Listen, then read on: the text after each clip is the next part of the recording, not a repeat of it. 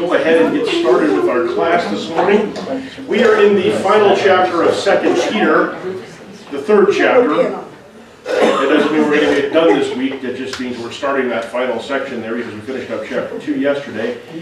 And so I've entitled this particular lesson, People Get Ready, because a lot of what Peter has to say here is admonitions regarding preparation for the future, preparations for the return of Christ. Because a lot of what he's been saying up until this point has been about watch out for these dangerous teachings, watch out for these ideas that can get in the way of your salvation. So now he's going to go back and say, and here's why it's important. Because the end is going to come, there is going to be consequences, and so you want to make sure that you're ready for when Christ returns. So, we start off in 2 Peter chapter 3, and Peter says, "This is now, beloved, the second letter I am writing to you, in which I am stirring up your sincere mind by way of a reminder, that you should remember the words spoken beforehand by the holy prophets and by the commandment of the Lord and Savior spoken by your apostles." Now this, right off the bat, one of the things we want to keep in mind is that in writing this, he says you should remember the words spoken. Now when we use the words remember the Bible, what do we mean by that? Remember the Scripture, what do we mean by that usually? You need to show yourself approved. Okay, so that, what does that mean though? When we say remember, are we saying, remember there's a book called the Bible? Apply it. Okay, so what we're really saying is apply what you know to what's going on here. And in this case, that's part, I think, of what he's saying. I also think part of what he's saying is a literal reminder to remember. Because unlike today, they didn't have a lot of this stuff written down yet. Certainly they didn't have a lot of the New Testament written down. They might have had by that time some of the different letters that had been circulating around. Depending on where they were living, they might or might not have had a way to at least read, or at least have somebody read to them from the scrolls or transcriptions of the Old Testament. Jews in synagogues would have had access to that, but Gentile Christians might not even have had that. And so there's a literal element of remembrance as well here. Don't forget what's been written down, but then beyond that, much more importantly, apply that, follow that, okay? So he says, I'm stirring up your sincere mind. I want you to really pay attention and think about this, and I don't want you to forget what's been spoken.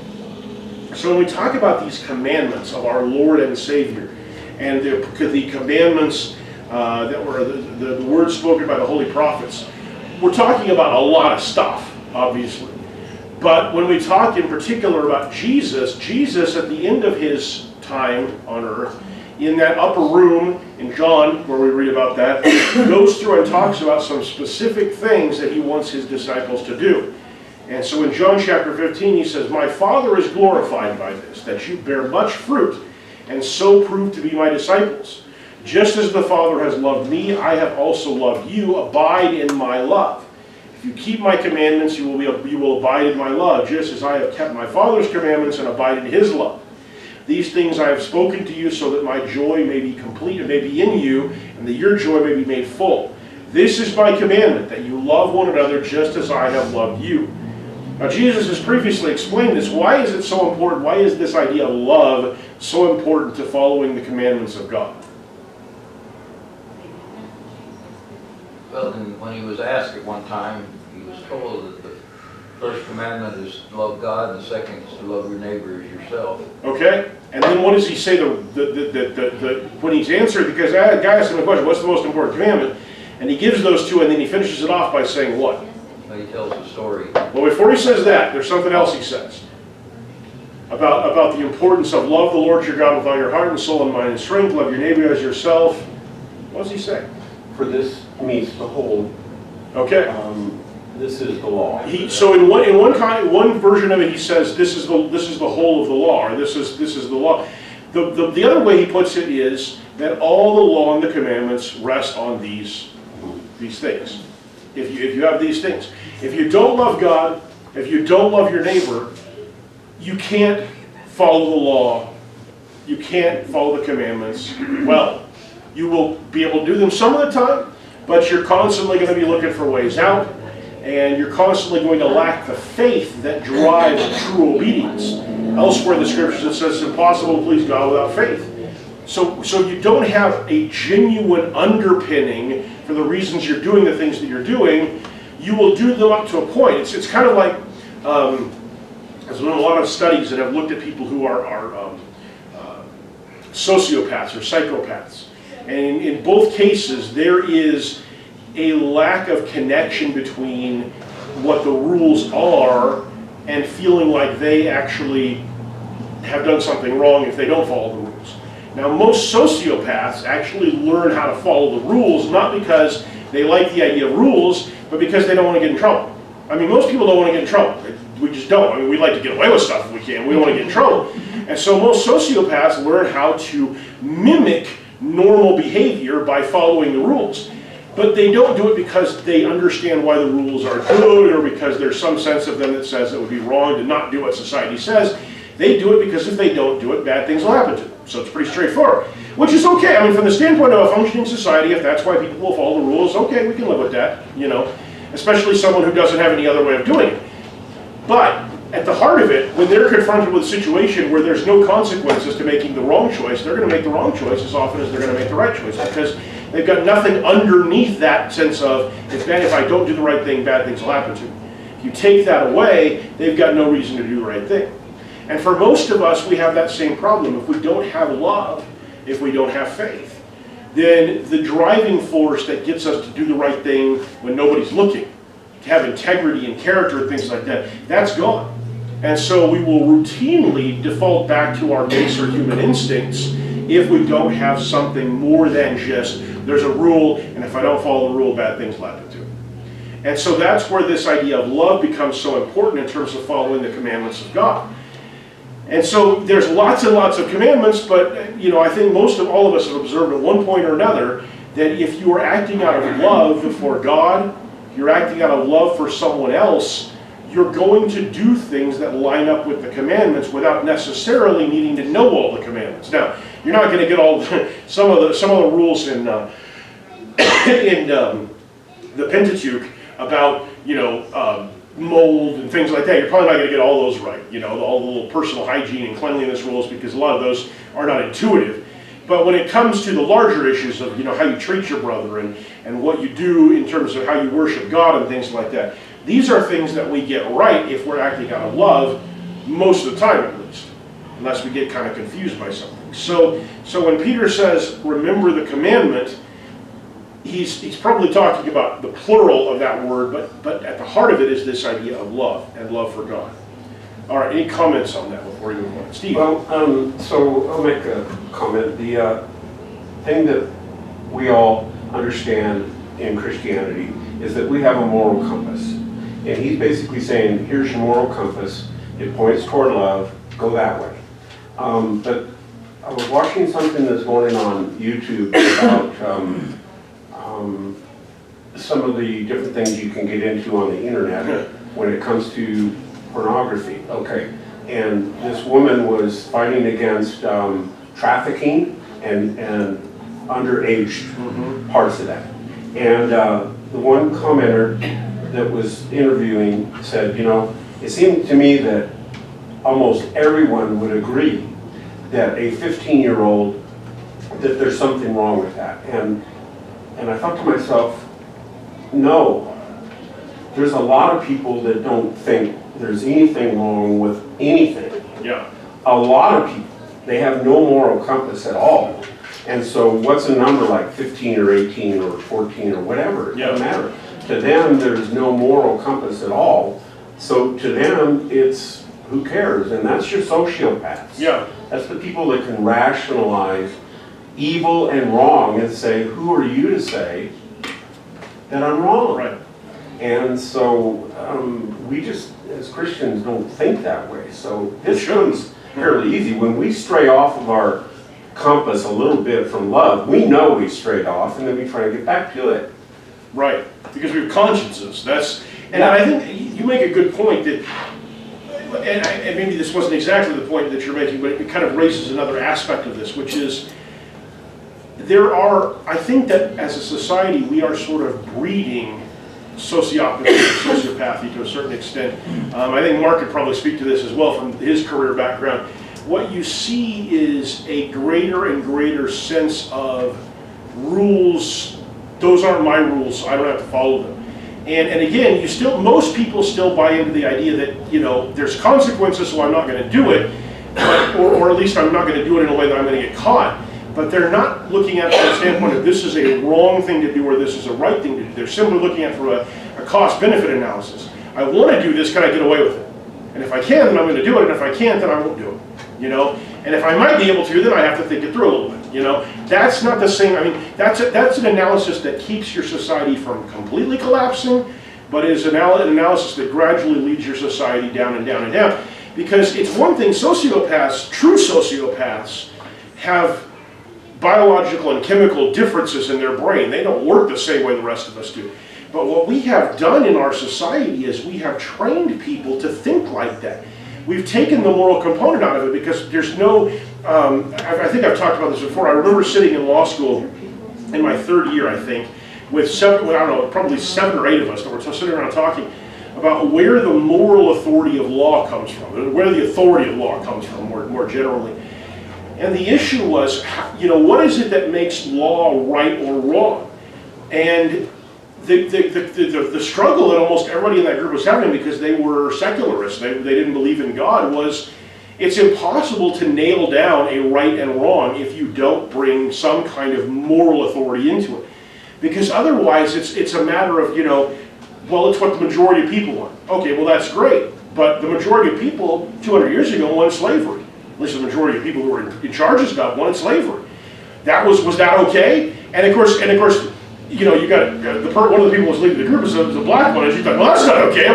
Well, then why isn't it okay? If you define it, what the majority. So what about a super majority? What about if 2/3 of people? Well, 2/3 of the people wanted, laws that criminalized homosexuality. She was also gay. She didn't like that either. So, every time that she would, every argument she would bring up, it's easy to break down these arguments because you're trying to rely on something that is transient.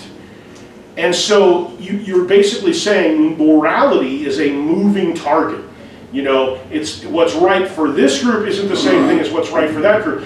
And to some extent we recognize that history, and we judge the actions of the past, or we used to anyway, through the lens of understanding what the history was. And so what makes Abraham Lincoln a great president in terms of how he handled African American issues is very different than what we would consider to make somebody a great president today in terms of how they handle African American issues. Because Abraham Lincoln was still racist. He still believed that blacks were inferior to whites and stuff like that. He just didn't believe they should be enslaved, and that was a huge improvement over his predecessors. So we were glad for that, but that doesn't mean that we're all the way to where we need to be. So we look back in the past and we say, okay, this person was great in the context in which they lived. In our modern context, that would not be good enough in some ways, But so we can recognize that, but underpinning that is this idea that certain things are right and certain things are wrong.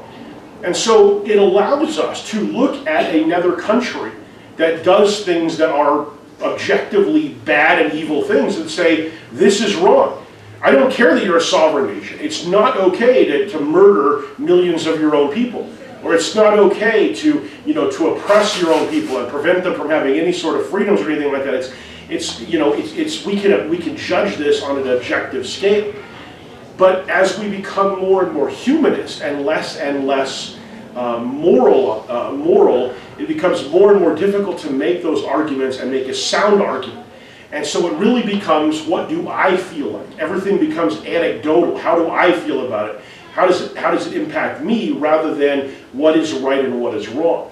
And love requires us, Christian godly love requires us to step outside of how do I feel about it? How does it affect me? And think instead in terms of how it affects the other person and how the other person feels about it. And it becomes much easier to nail down your moral targets than when you are thinking in those terms. But because we have changed that kind of thinking, I think that what we are doing is we're creating a nation of sociopaths, not ones that have the brain disorders, but ones who think the wrong way. They've been trained not to think with a moral conscience or a moral compass, but rather they've been trained to think in terms of their own self-interest and pretty much nothing else. And in the long run, that is a very bad trend for society.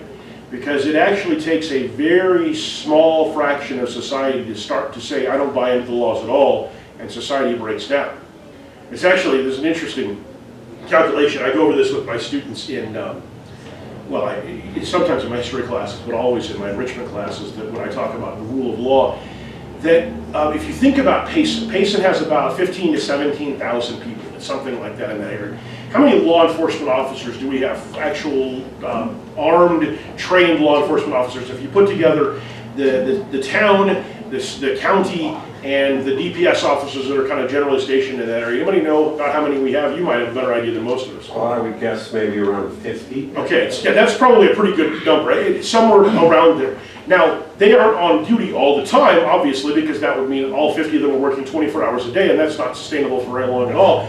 So as a practical matter, you probably have only about a quarter to a third of your force on duty at any given time, depending on what kind of shifts you're running. That's about all you can do. And generally speaking, it's going to be a smaller amount in the evening and a higher amount during the daytime, whatever. So let's say that there's half of that number. Let's go really high and say 25 people are on duty in a town of 15,000 people. What happens if 250 people decide to commit 250 serious crimes all at the same time? Can you remotely enforce the law if that happens? And that's a tiny fraction of 15,000 people. So we depend on the fact that the vast majority of people, the vast majority of the time, are doing mostly good things or mostly right things. That even the proportion of things that are relatively small, like vandalism and petty theft and things like that, are low enough that we don't have to constantly have officers going and doing things. But imagine if 10% of the population in Payson said, you know what, there's not enough police to stop us, and we don't care what the laws are. And 1,500 people just started doing whatever they wanted to all the time. Our city town would very rapidly devolve into chaos. That's just 10%. The number is more like 3%, where you get a breakdown of society. And you can see this in practice in our inner cities in many cases, where law enforcement is reluctant to go, where people are afraid to speak up because gangs and criminal enterprises have so much of even though it's still a tiny percentage of the population, they basically control those areas. And it takes a huge concerted effort on the part of law enforcement and city planners and prosecution, all that stuff, to change even a little bit of that. And so when we don't buy into principles of morality that are bigger than just what's good for me, it doesn't take very long before society starts to fall apart, especially in a democratic society where we don't have the kind of autocratic tools of control of the population that someplace like China or North Korea or something like that has, where they can really drop a hammer if they need to enforce the law. We just don't have the ability to do that. Even bringing in the National Guard is a limit to what you can do with that. So this is not just a principle for Christianity. This is a fundamental principle of human life, that if the majority of people aren't on board with the system starts to break down without some really serious control mechanisms built into it. So we want to be mindful of the fact that as Christians, we're called to a much higher standard than that. Our goal is not just to keep the church from completely flying apart. Our goal is to actually build up and to get better and to grow and those kinds of things. And to do that requires an attitude of obedience and an attitude of love driving the things that we do rather than a self-willed kind of mindset. Sue? I think this might be one reason why the way you live and set an example can be as important as talking to people sometimes.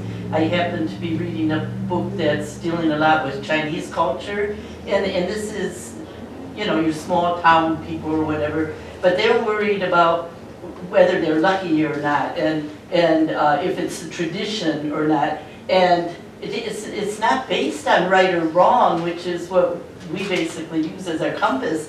And so to talk to them about right or wrong, it's like, well, yes, but we always do this. They're just going to totally ignore it in many cases. So that's why if they see what your life is like, how you treat other people, that might break through better. Yeah, and certainly if you're inconsistent between what you say and what you do, it's all going to fall apart. They're going to listen to whichever version is more appealing to them. So if you're saying do love and you're behaving in a way that's just self-focused, most people are going to look at that and go, I like the self-focused version of you better. I'm going to go with that version. You know, the love you can say all you want to, but I'm not going to do that. So it is important that we have this consistency, but I absolutely think that's true. If we're modeling Christian principles in how we live and how we treat people, then we're much more likely to attract people who will see the difference and see it as a positive difference. If we live the way everybody else does, why would anybody be attracted to the church? It's the same as everything else is. You know, you take that into the next step, and I agree with everything you said. It becomes almost impossible to change that mindset of that person because of the authority that they're following is not your authority, is not my authority. You know, and I can't convince them that their authority is wrong.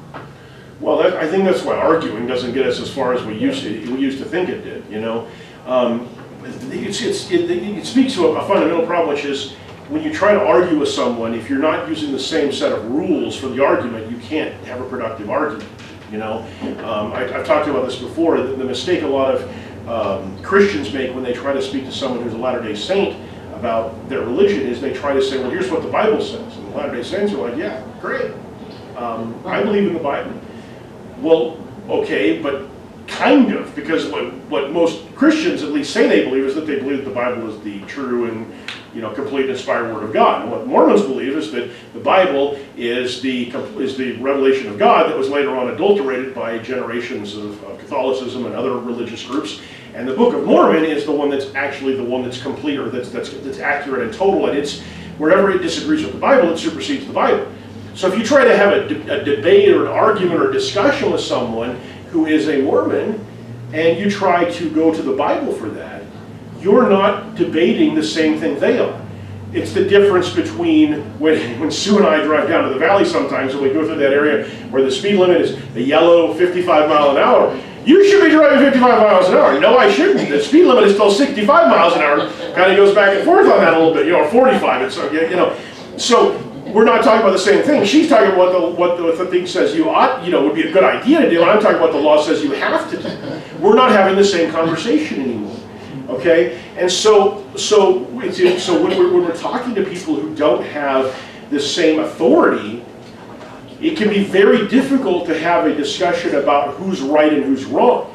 Now, that's where the example part of it becomes really important, because if you do it, you don't have to argue it, because so many people are focused on experiential. What do I experience? How does this affect me? If by the way we live, we can show them why it's better, then you can change people without having to argue over it, an argument that's likely to be unsuccessful. Well, one area where we seem to have done some influencing and helping people was with Native American people. And maybe it's because they already had a type of belief in different gods and spirituality that could be converted easily enough. I'm not sure just what it was, or maybe it was the people that actually treated them well and helped by demonstrating. So there's both the ideology and the behavior that went into it. Although they got treated poorly. Well, I'm trying to think about when we treated them well. It's a little bit difficult, actually. When you look at that, was one of the great ironies was that one of the ways the Spanish justified the initial conquest of the New World was that they were going to come and spread Christ to the New World, and so missionaries came along with the conquistadors.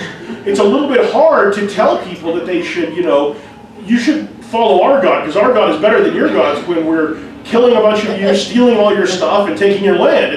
It doesn't exactly ring true to most people, and so a lot of the natives at the time, what they would do is that missionaries would come in and they'd say, we want you to do all this stuff, and they're all right, we'll do that. And so whenever the missionaries were around, they did that. And whenever the missionaries were gone, they went back and did their own stuff, because that was, for one thing, if you're polytheistic, you believe in lots of gods, one more god doesn't really bother you one way or the other, so we'll worship him too, sure, why not, makes them happy, they don't burn our villages down anymore, it's a win-win, So there is, as we have transformed the way that we deal with Native Americans, I think there has been more success with the gospel in some respects, but that understanding, I think, has also changed the way that we do mission work more broadly. Where missionaries used to go out with kind of a mindset of, hey, we're the white people that have the good culture and all the smart ideas, and we're going to come and tell you about Jesus Christ because he's the reason for all of that. There's a greater level of humility, I think, now among a lot of these missionaries, recognizing that the goal isn't to transform their culture, except where their culture is incompatible with Christianity. The goal is to transform their hearts and minds and focus them on Christ. And to the extent that that's compatible with their culture, don't mess with their culture. There's nothing wrong with their culture, as long as, like you said, as long as it's compatible. Now, if it's a culture that's murderous or a culture that's thieving or something, you've got to make some changes there. But then, I mean, there's certainly a lot of things that we can look at in our modern culture and go, yeah, that's not exactly real compatible with Christianity either, you know? So as we become a little bit more intelligent about that, the irony of that is, of course, is that when you go back and you look at Paul, that was Paul's mindset. Paul didn't go in and try to change every aspect of a person's culture. He only wanted to get rid of the idolatry and the stuff that got in the way of having Jesus as the center of their lives. And so churches look different from one place to another. What they ate looked different from one place to another. A lot of things about how they operated looked different from one location to another. There wasn't this sense of homogeneity that everything has to look the same. Every church has to be the same. Everything that they do has to be the same. There was a much greater degree of variety because the goal wasn't to transform every aspect of the culture. It was to transform the hearts and minds. And then what flows out of that is obedience, and the rest of it is just the window dressing that goes around the obedience. And we don't worry about that so much. But that is a hard lesson for us to apply today for a variety of reasons, and beyond the scope of what we want to get into right now. So let's move on a little bit here. So Peter goes on, he says, know this first of all, which is an interesting thing to say when you're 2/3 of the way through your book. Seems like that would have been the thing you would have started with, but I think in this point actually what he's really kind of speaking to is this idea of the reminder aspect of it. I'm reminding you of something you need to know. I'm reminding you that in the last days mockers will come with their mocking, following after their own lusts and saying, where is the promise of his coming? For ever since the fathers fell asleep, all continues just as it was from the beginning of creation. And boy, he wrote this, he wrote this maybe 40 years or so after Christ had come. And here we are 2,000 years later. And we even more so struggle with people with this mindset. Why has it been so long? Is anything really going to change? And there you reach a point where even the faithful, it's hard to keep yourself buying into this idea that there is going to be an end, that this is all real, and it's not just some story that's just part of human culture. That's really the modern one. Today you don't have, the humanist doesn't say where is this coming, other than in kind of a rhetorical sense. The humanist says this is all just one of many God mythologies that has been created to help us to feel good and to give us an explanation for why things happen. And the truth is that it's old and it's outdated and we don't have to follow anymore. We don't care anymore. And so these are the kind of answers or the questions and issues that we run into. Now, a side note of this before we get into the meat of this aspect of it, how many of you read C.S. Lewis or familiar with C.S. Lewis? Some of you are. He wrote the Chronicles of Narnia. He also wrote a number of books on Christianity in different aspects. One of them is called Mere Christianity, probably his most famous book outside of the Chronicles of Narnia. Not ever going to get turned into a movie, so that's part of the reason it's not quite as famous. But Mere Christianity, one of the observations that he makes in Mere Christianity, and he makes it again in another book that he called The Screwtape Letters, where he writes from the perspective of a senior demon who is counseling a junior demon on how to successfully turn a Christian away from their faith. And in both contexts, he makes the observation that one of the most powerful weapons that Satan has is cynicism mixed with just laughing at everything. I don't take anything seriously. Nothing is really serious, and so I shouldn't take anything seriously. So he says, in the Screwtape Letters, he says, the man who laughs at everything doesn't care about anything, doesn't really honor anything, doesn't take anything seriously, doesn't make it important in their lives. And because of that, if you can get a person to be cynical about everything, or to laugh at everything, you don't have to worry about them following God. They might go to church, they might do religious things, but they're not really going to buy into it because they don't take anything seriously, really. And this idea of mocking, this idea of using humor as a weapon, That is a very common tool that we see used by someone who's trying to disrupt the faith or the certainty of somebody else. You see it used in this kind of context. You see it used in punditry, where people are making fun of things. There's a place for humor, don't get me wrong, and there's a place for, when somebody's got a bad idea, there's a place for making fun of it. But a lot of times you see people using this in a way that's designed to basically disarm the other side, not because what they're saying is wrong, but because what they're saying is serious, and we don't like serious very much sometimes. We don't like to have to think seriously. We don't like to have to think about accountability and consequence and stuff like that. And so the pundit, the humorist, tries to stir us away from that. Now, not all of them do. I mean, Mark Twain, for example, used a lot of humor, but he used humor to highlight social issues and to bring out what was kind of ugly in the society. But in many cases today, what we have is people who just want to make fun of things. They're not really interested in talking about things, they're just interested in making fun of things. And that's a very difficult thing to overcome, because whenever somebody else is being funny and you're trying to be serious, you oftentimes look like the pill, the person nobody wants to be around, you know? And you particularly see this happen with bullies. One of the things that bullies, this concept of gaslighting, where you're making somebody feel like they're full. One of the things you have with bullies that happens almost all the time is bullies are really mean to somebody until somebody calls them, and then they say, well, I was just joking around. Can't you take a joke? And it's suddenly it's your problem. It's your fault that you were being teased mercilessly. It's your fault you keep getting your lunch money taken away or beaten up or whatever it is, because you just can't take a joke. You know, and if we as a society looked at that and said, yeah, that's not okay, and made it not okay to say things like that, you know, not in the sense of censoring speech, but in the sense of saying there's going to be consequences when you act like this, we would undermine the power of bullies almost immediately. But because they're allowed to do that, and the reality is I've encountered Christians who do this. They don't do it in quite the same phrasing, but I have encountered people, they'll be mean to someone, to their wives or to their kids or another person. They're being mean, and you call them on it. And they say, I'm just joking around. I'm just playing with words. Now, with a Christian, remember we're on the same playing field now. That's a whole different ball of wax, because there you can go to the scriptures. You can say it's still not okay to do that. Just because you think you're funny doesn't mean that it's okay to treat somebody in an unloving manner. And the fact that you think it's funny, if they don't think it's funny, you've gotten it wrong. It doesn't matter whether you think it's funny. And so there's an argument that we can make there, but we need to be more mindful of this more broadly, that when people are bringing and trying to make fun of things, a lot of times it's not because there's something wrong with that thing. Sometimes it is, but a lot of times it's not because there's something wrong with that thing. A lot of times it's because that's the easiest way to undermine a good argument. And so we need to be able to distinguish between humor that's truly humor, or humor that's truly calling out things that are negative, and humor that is simply a way to deflect from what's true and what's difficult for us to hear. My version uses the word scoffer. Scoffer. Mm-hmm. So scoffing is what?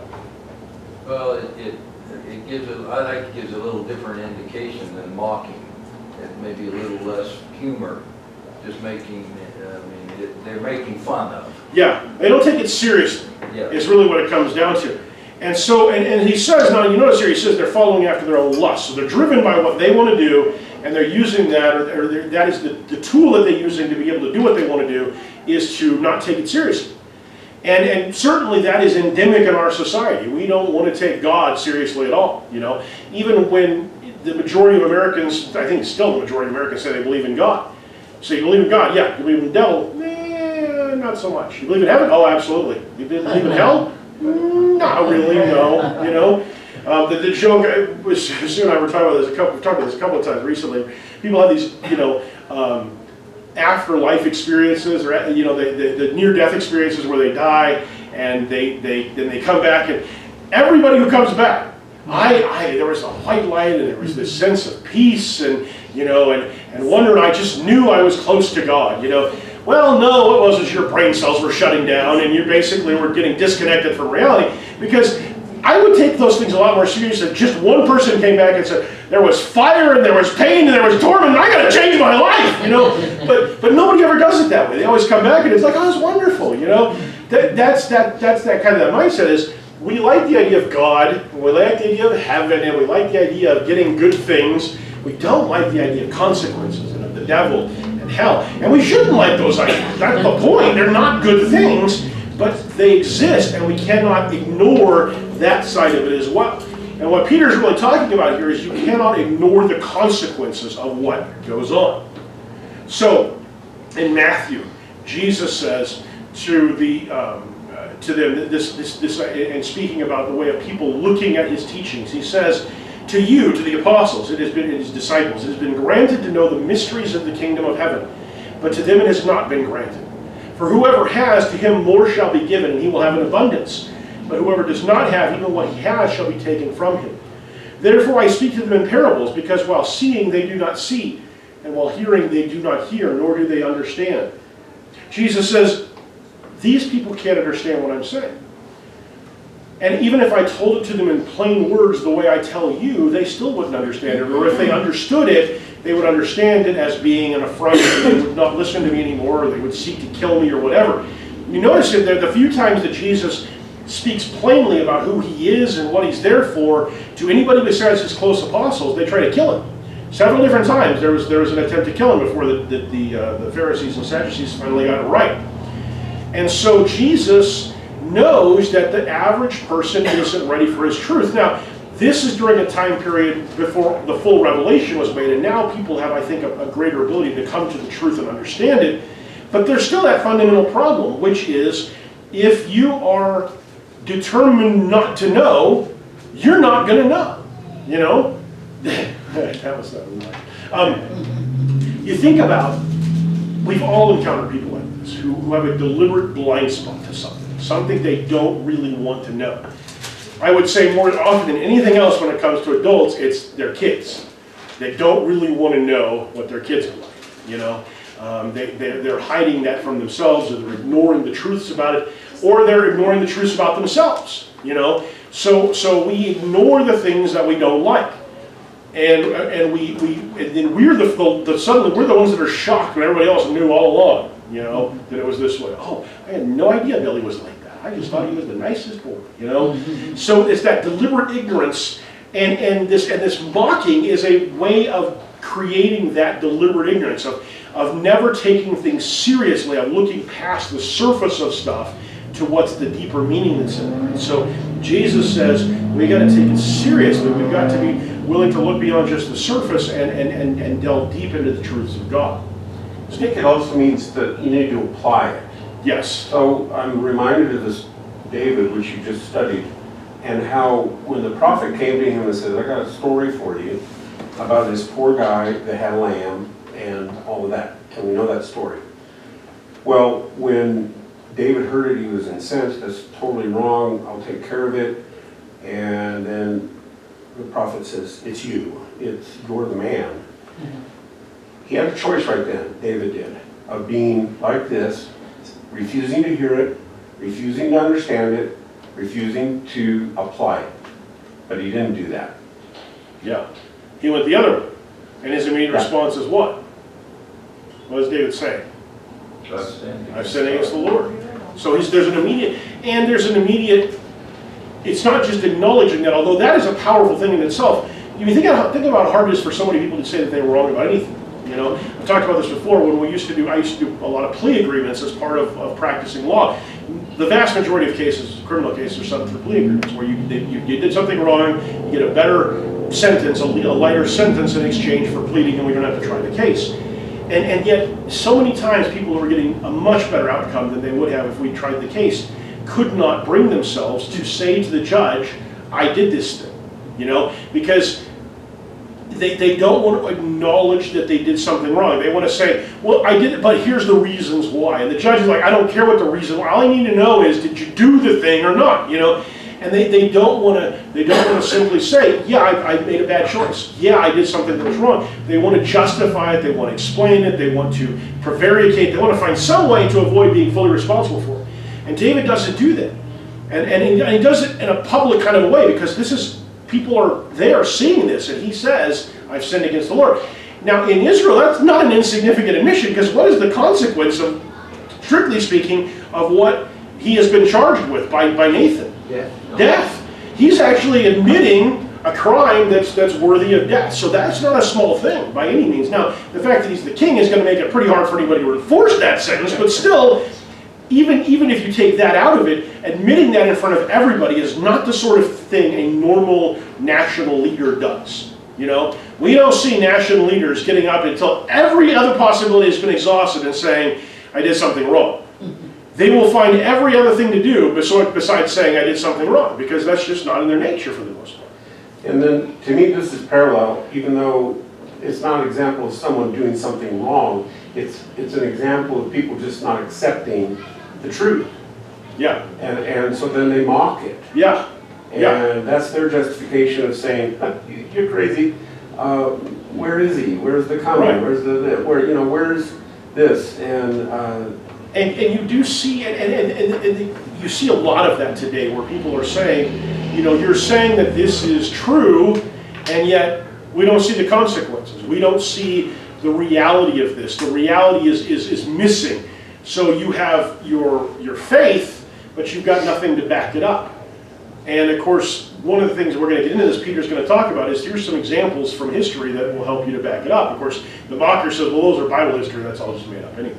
So we have this problem that as long as you don't accept truth, you will never accept the places that truth leads you, the results of that, the logic of that. And so that is a problem, and that's where mockery and this scoffing of I don't believe that makes for a very powerful tool for keeping people away from God, because of that sense of, it's not real, it doesn't matter. So along those same tokens, something else Jesus says. In their case, talking about people who aren't listening, in their case, the prophecy of Isaiah is being fulfilled, which says, you will keep on hearing, but not understand. You will keep on seeing, but you will not perceive. For the heart of this people has become dull, and with their ears they scarcely hear. They have closed their eyes, otherwise they would see with their eyes, hear with their ears, and understand with their heart, and return, and I would heal them. That's a prophecy that Isaiah gave many, many years before, speaking, in this case, not so much a predictive one as one where he's speaking on God's behalf to the people of Israel, saying, you're not listening. You're not paying attention. You don't care. And boy, if you want to talk about an indictment of modern Western culture, American culture, that's it right there. They've become dull. We've become dull. We don't hear for real. We don't see for real.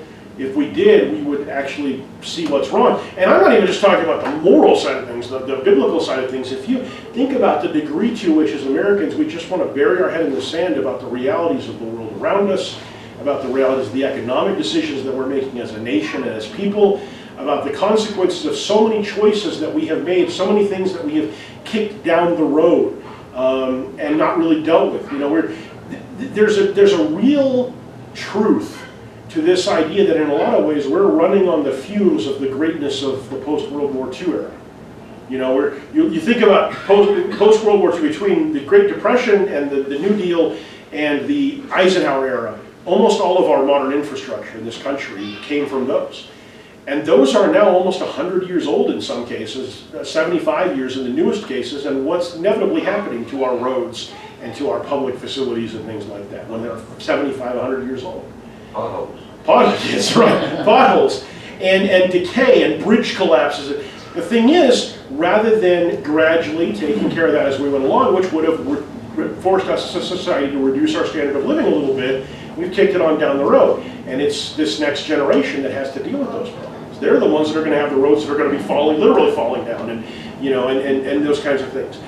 And we can go through and look at it. And that's just an example in terms of it was easier for us to do it one way, for us, and now, but the bill is, as there's a quote, I forget what movie, the bill comes due. Eventually, things have to get taken care of, or there's a consequence, And so, morally, that is the most fundamental truth of sin and consequence, is there is a consequence, there is a reality. There is a permanent, long-term, eternal reality. There's also a short-term, in this life, consequence to sin.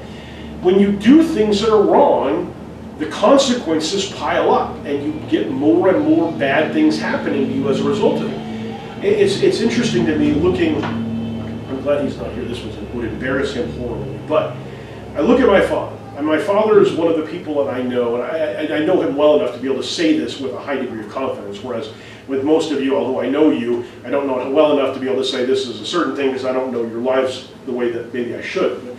But in his case, there is an absolute connection between who he says he is, what he puts out there, and what he really is. He never, there are times where, now some aspects of his personality, he's not a perfect person by any means, there's aspects of his personality that aren't great, but he's never hiding those things. All the things that he is all the things that he does all the time, the things that he says all the time. There's not an inconsistency there, except that just like all of us, there's times where he falls down and makes mistakes or whatever. But the thing that's kind of cool about that is, you never have to worry about anybody finding out your deepest, darkest secrets, because you don't have any deepest, darkest secrets. Everybody knows. Imagine what it would be like if you never had to in any way try to cover up who you were, you know? But most people in this, and many of you are sitting there going, I don't have to do that either, you know? And that's a cool place to be, right? You know, think about where that is compared to most people. Most people have a public persona and a private persona. And the private persona is not quite like the public persona. And a big part of our lives is making sure that some of that private stuff doesn't bleed over into our public life and people don't find out about it, you know? Now, the modern generation, I don't know if the right word is dumb or, I'm going to use that, they're too dumb to realize that the internet is completely public. And so they don't actually have as much of this as historically. But I think that also ties into the point that you are making, Steve, where as this is broken down and there's less and less of a sense of morality, they don't really care what people know about it, you know, to the extent that many of us would have cared in the past. But in any event, there's this inconsistency. Here's what I want people to see me as, here's what I really am. When you can remove that, when nobody has any dirt on you, when there's no, you know, nobody does a search on you or you know, follows you home for some reason or whatever, that when there's no inconsistency there, life gets a lot easier. And life gets a lot less nerve-wracking and exhausting when you don't have to conceal all that stuff. And so that consistency is a really valuable thing. And for a lot of people, sin is at the root of that inconsistency. Because the things that we do that we know are wrong are the things that we don't want people to see about us. And they end up being the things that drive that. And so very few people who sin on a regular basis are very comfortable with themselves. Because they know that that might come out. Unless they found some way to get away with it or to do it publicly and nobody seems to care. For the most part, people have struggled with that. And so we have this ability to hide from ourselves up to a point the truth of what we're doing. But that truth does bleed through, and the consequences do bleed through. But we live in a society that has become dull and hardened in their hearts, and we don't see the truth of God anymore because we're so wrapped up in our own things, in our own devices, literally in this case, that we don't see that anymore. So, any last comments before we stop today? A parallel comment would be just lukewarm. Yes. Lukewarm, same thing. And for Christians, that's the real danger. You know, is that danger of, and so many Christians in America for so long have been that way. We go to church, we check in, and then we do whatever we want to for the rest of the week, and we go back to church, and we check in, and we do whatever we want to for the rest of the week, and it doesn't carry over, and the result is that lukewarm, you know, we've got, you know, we're not all the way in doing bad stuff, because then we couldn't come to church with a good conscience. We're not really all the way in on doing what God wants either, because we'd like to go out in the week and do what we want to do. So, yeah, it never really gets us anywhere. All right, thank you guys for being here. We'll take a break and come back in 15 minutes and get started with our service.